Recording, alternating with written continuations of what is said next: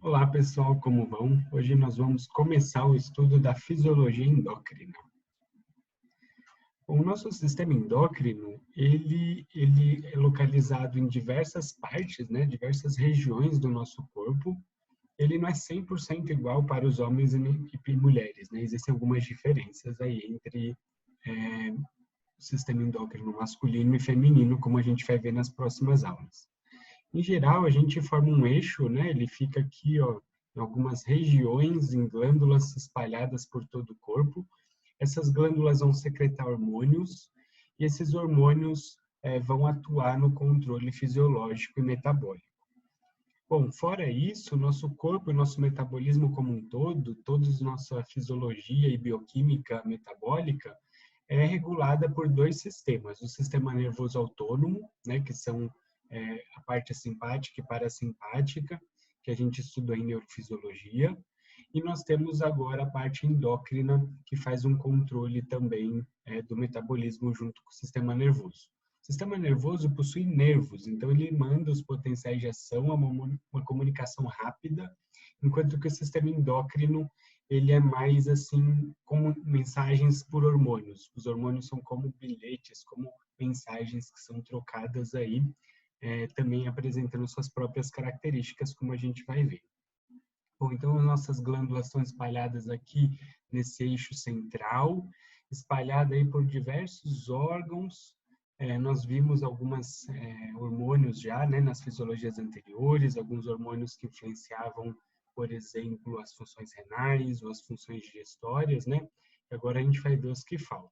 Então essas são as principais glândulas do nosso corpo: o hipotálamo e hipófise aqui na cabeça, a tireoide e a paratireoide aqui na região do pescoço, na região do abdômen, principalmente as adrenais e o pâncreas, e nós temos aqui as gônadas, né, que no caso das mulheres são os ovários, e no caso dos homens são os testículos.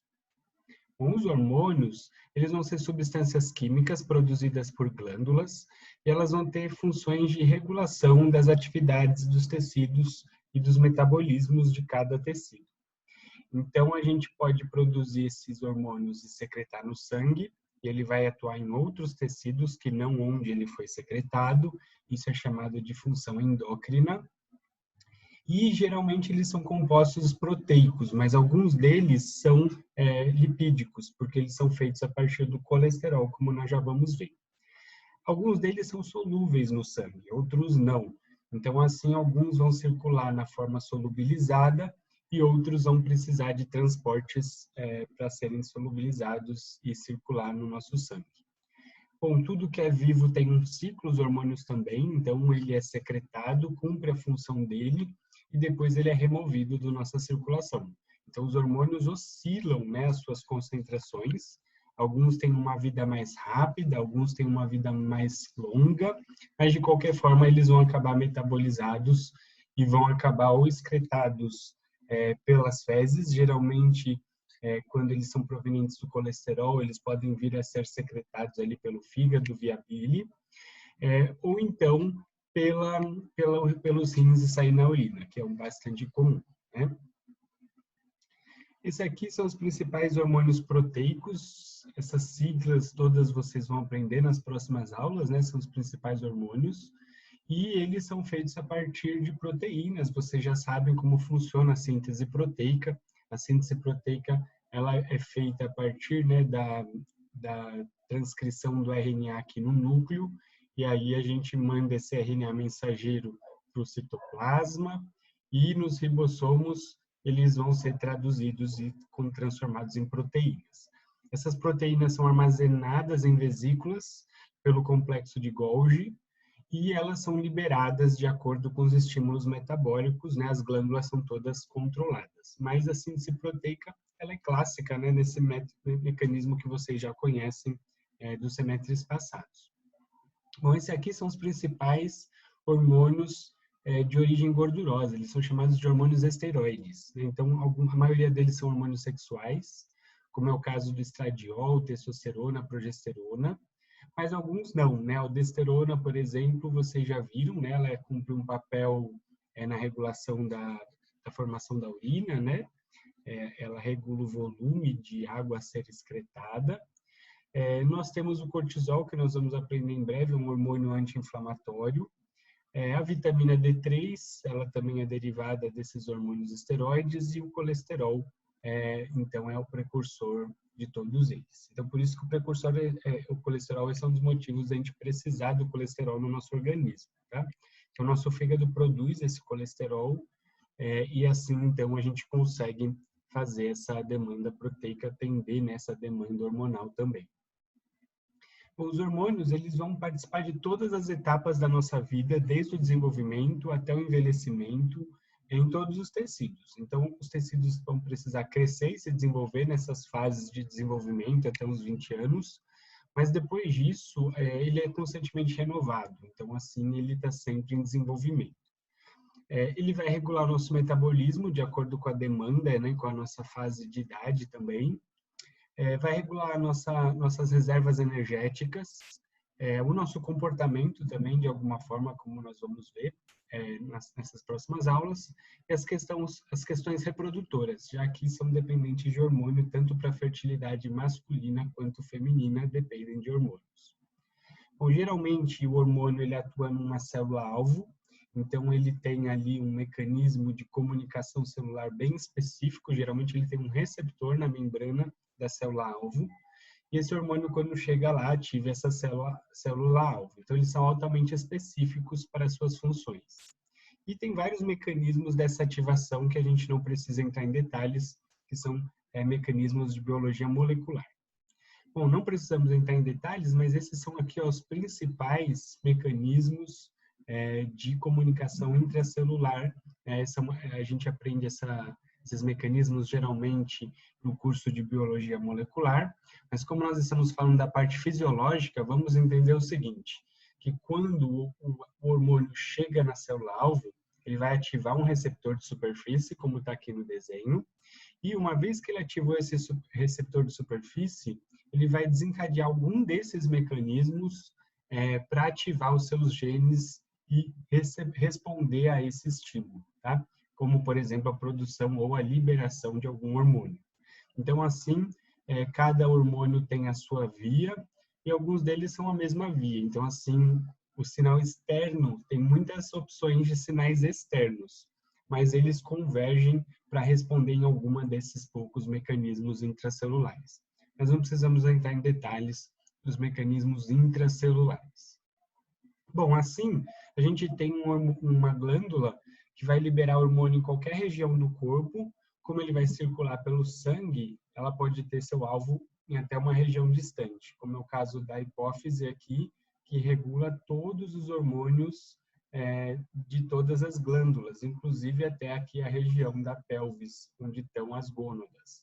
Então, assim, a gente pode ter um hormônio atuando à distância, tá? Sem depender de um mecanismo de estrutura que nem o nervoso, que precisa da fibra chegando lá, né, da fibra nervosa. O hormônio não, manda essa mensagem no sangue e ela chega no seu alvo, se tudo der certo, geralmente dá.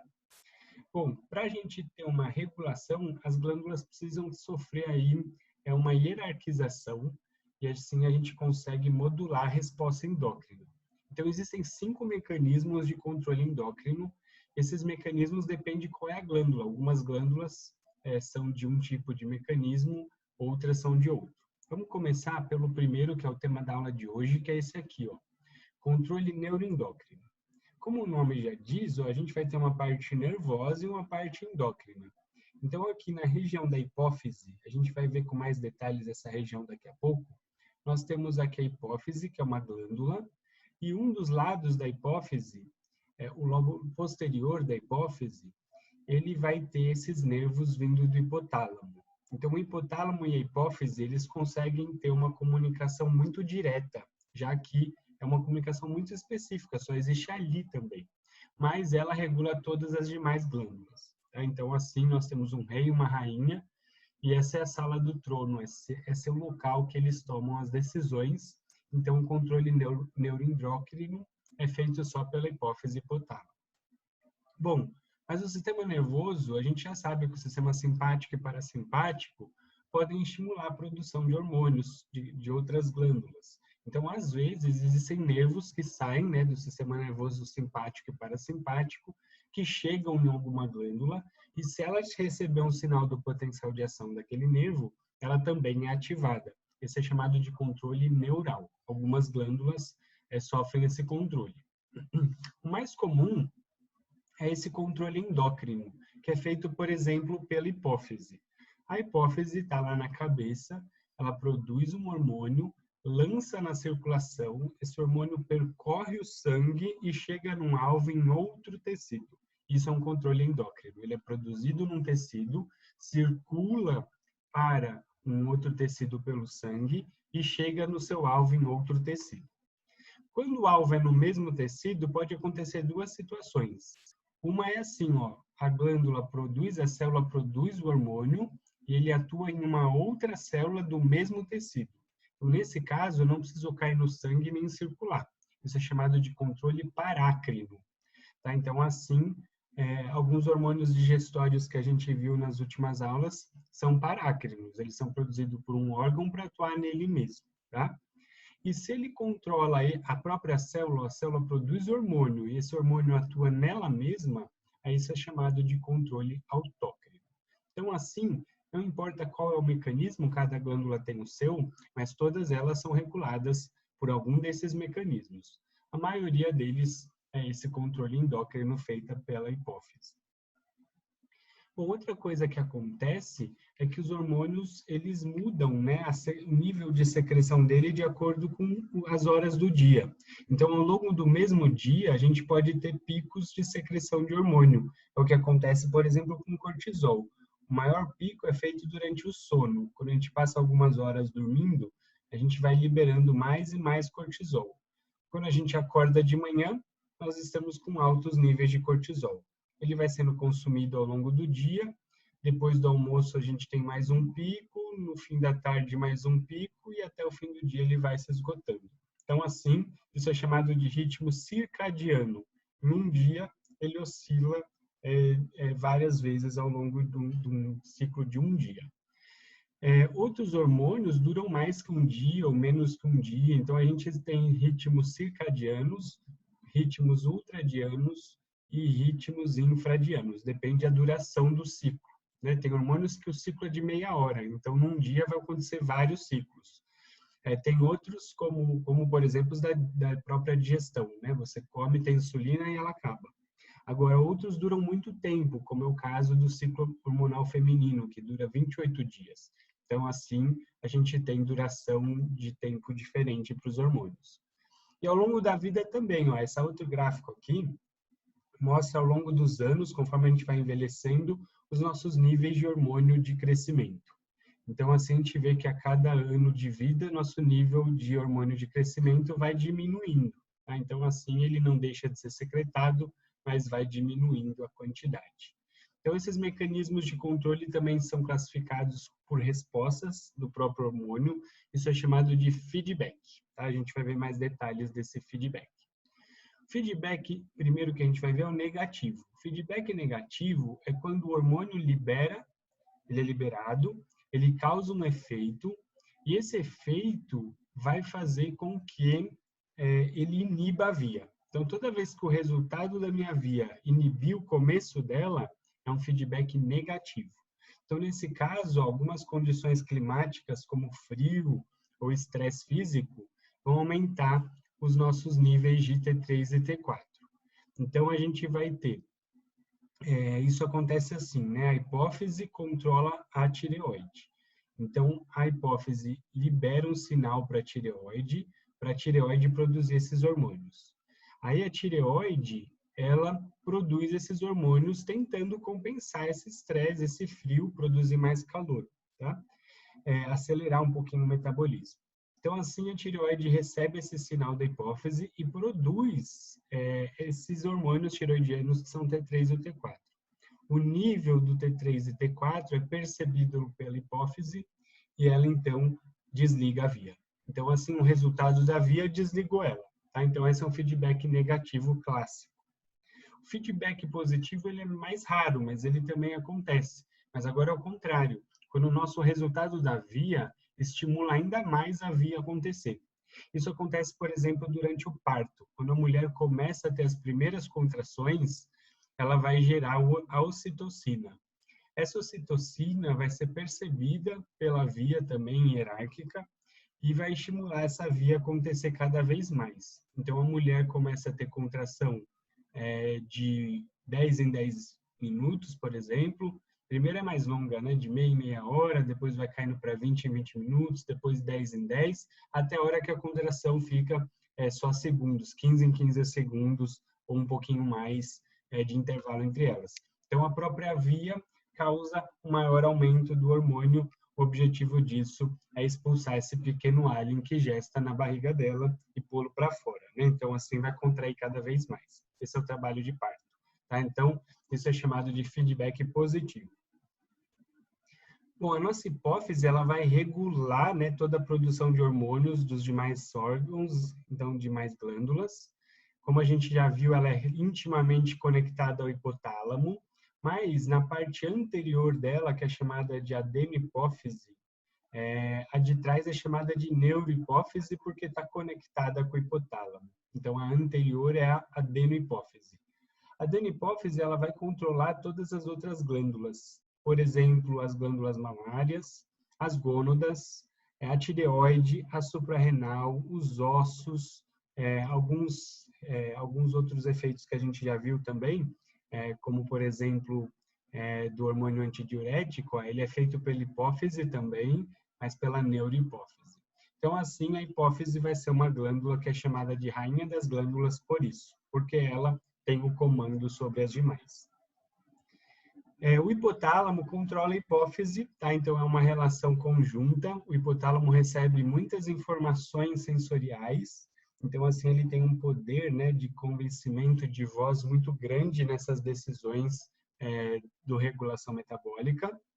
E assim o hipotálamo ele vai liberar hormônios para a hipófise tomar as atitudes. Então a hipófise recebe estímulo do hipotálamo para ela controlar as demais glândulas. Basicamente é isso. Esses aqui são hormônios do hipotálamo que eu vou mostrar para vocês. Bom, na hipófise nós temos então essa divisão, né? Então o tipo de hormônio é produzido em cada uma dessas partes. Então a gente divide anterior e posterior, a adenopófise e a neurohipófise. Então é uma glândula pequenininha, ela é do tamanho assim menor que uma azeitona, quase do tamanho que uma ervilha. Do tamanho talvez de uma avelãzinha, de uma macadâmia. Então, assim, essa glândula pequenininha tem dentro dela células altamente especializadas. Somente essas células produzem esses hormônios. Então, os hormônios são produzidos por células altamente especializadas.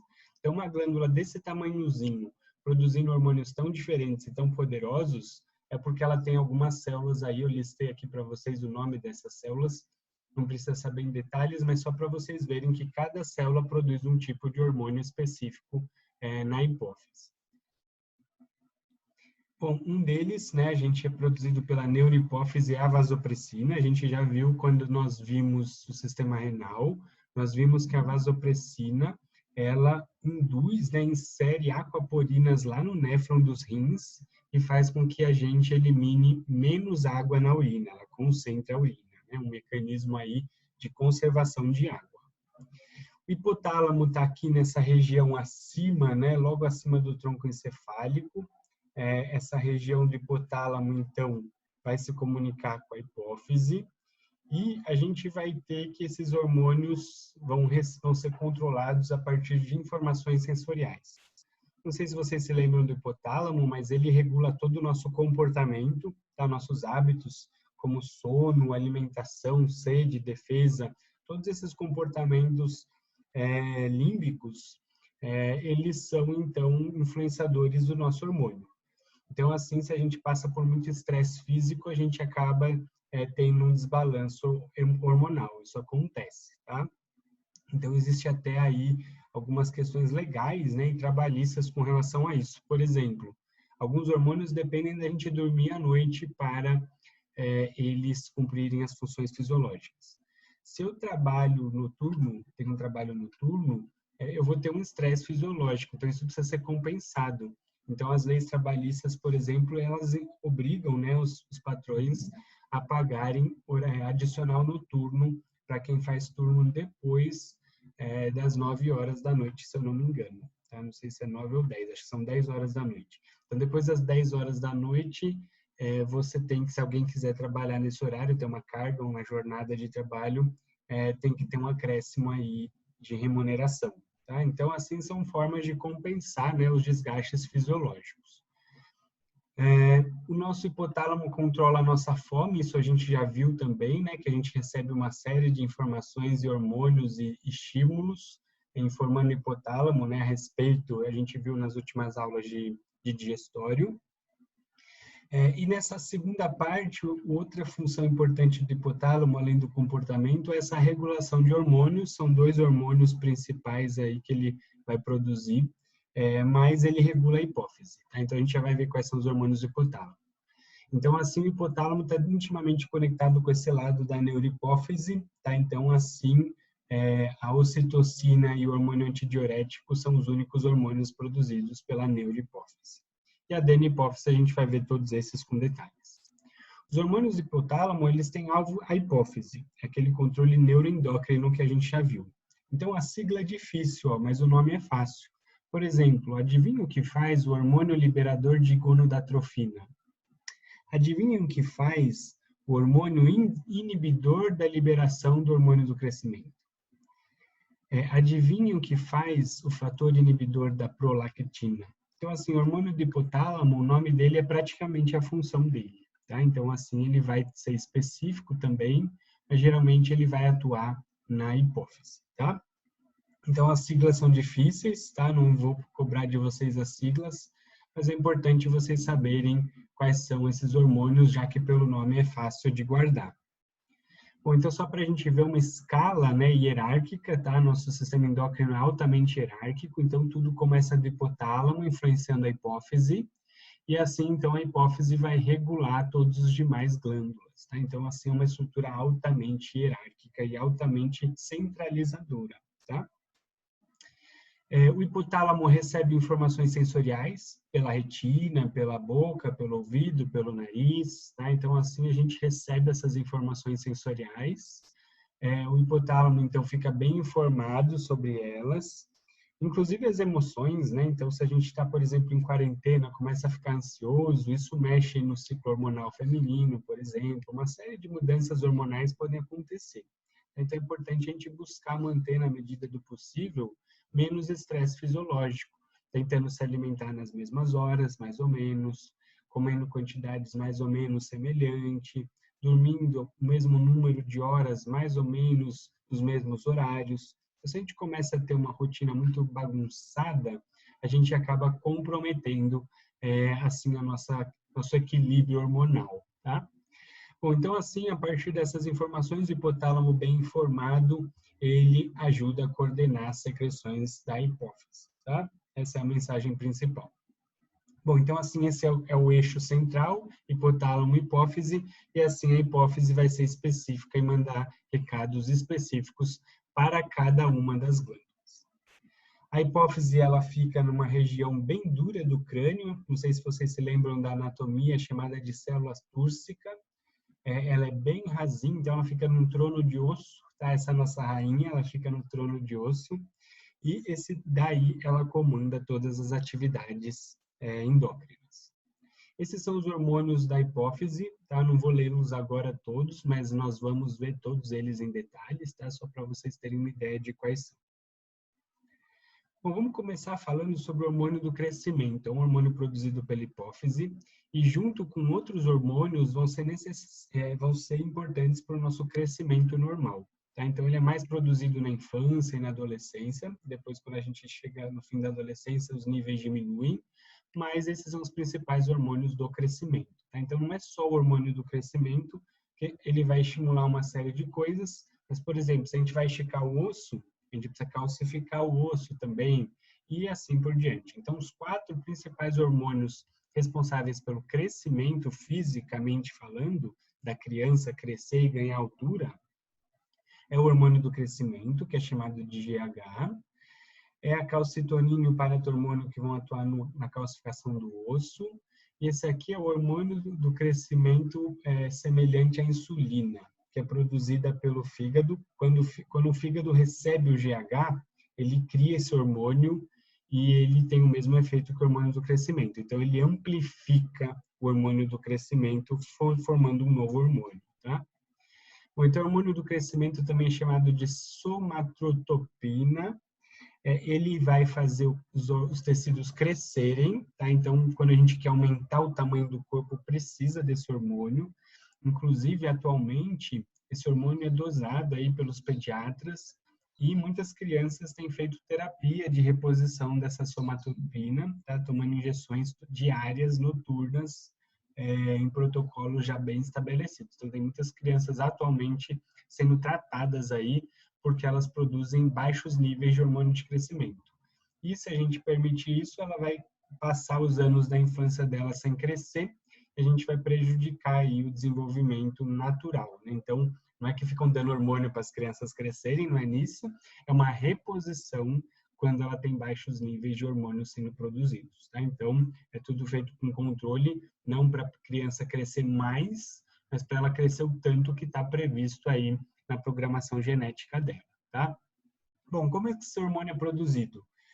O hormônio do hipotálamo GHRH, que é o hormônio liberador do hormônio de crescimento, ele vai, então, fazer a hipófise produzir o hormônio do crescimento. Quando os níveis estiverem altos, o hipotálamo avisa produzindo um outro hormônio, que se chama hormônio inibidor do hormônio de crescimento.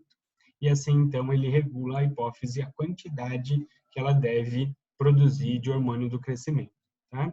Então, assim, o hormônio do crescimento vai causar diversos efeitos, basicamente vai fazer os tecidos crescerem. Então, aqui nessa relação do hipotálamo da hipófise, para a gente lembrar, né, o hormônio sai do hipotálamo, comunica na adenohipófise, e na adenohipófise a gente tem, então, a produção do hormônio do crescimento. O hormônio do crescimento atua em vários tecidos, entre eles os ossos. O osso vai aumentar de tamanho, vai atuar no fígado produzindo esse outro hormônio que eu mostrei para vocês, que é o fator de crescimento semelhante à insulina, e vai também atuar na musculatura. Ele também faz um aumento muscular, né? Então, por isso que também alguns fisiculturistas, às vezes, fazem terapia de hormônio do crescimento. Mas como o custo é muito alto, não vale, em termos custo-benefício, não vale fazer esse tipo de estratégia. É um hormônio bem caro, essa terapia de reposição hormonal de hormônio do crescimento é bem custosa. O hormônio do crescimento, ao longo do dia, ele tem vários picos de secreção, mas os principais são à noite, tá? Então, por isso, quem faz a terapia de reposição recebe injeções antes de dormir. Tem que tomar a injeção e dormir para ele ter um efeito mais ótimo, tá?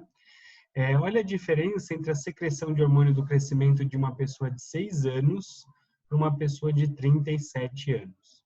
Então, a pessoa de 6 anos, vários momentos do dia dela, ela tem um pico de liberação de hormônio do crescimento. Uma pessoa de 37 tem menos picos e de menor intensidade. Então, por que continua produzindo hormônio do crescimento? Porque os tecidos precisam se renovar, né? Então, assim, é uma medida mais fisiológica de manutenção, tá? Mas não causa mais o efeito de crescer. Alguns distúrbios desse hormônio causam problemas de crescimento ou excesso de crescimento. Então, aqui estão listados alguns dos problemas que nós temos com esses crescimentos fora da proporção, né? Ou para mais ou para menos. Uma outra questão importante, se a gente vai fazer o crescimento, é a gente calcificar bem os ossos, tá? Se eles vão aumentar de tamanho, eles não podem ficar mais frágeis. Então, a gente vai ter um metabolismo aí do cálcio que vai ser regulado por hormônios, tá? Esses hormônios, então o cálcio ele pode estar em excesso ou em falta, né? A falta de cálcio, ela vai causar aí alguns problemas, tanto musculares e ósseos, mas também nervosos, porque o cálcio é usado na transmissão sináptica. Então, assim, prejudica um pouquinho a fisiologia nervosa. Bom, o cálcio também pode estar em excesso, tá? O caso de hipercalcemia, que é um pouco mais rara, tá? Mas, basicamente, ele vai ser regulado pela paratireoide. A paratireoide são 4 glândulas que ficam na tireoide, tá? Então, seriam esses pontinhos amarelos aqui, ó. São como se fossem 4 grãozinhos de ervilha, tá? Que vão produzir esses 2 hormônios, o paratormônio e a calcitonina. Então, basicamente, Um vai estimular o cálcio a se concentrar no osso e diminuir na circulação, e outro vai fazer o contrário, vai diminuir o cálcio do osso e aumentar na circulação. Então, assim, a gente vai ter o balanço do cálcio muito dinâmico, tá?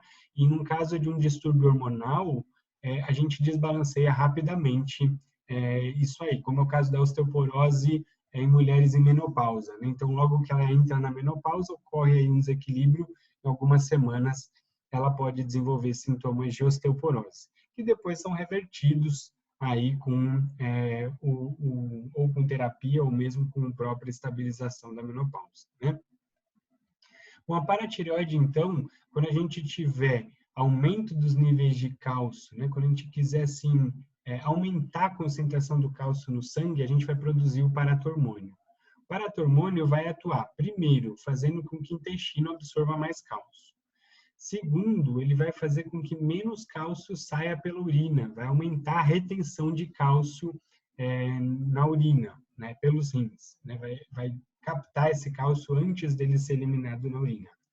E outra coisa, ele vai estimular os ossos a liberarem cálcio na circulação. Então, o paratormônio vai fazer os níveis de cálcio da circulação aumentarem e diminuir a densidade dos ossos, né, mineral.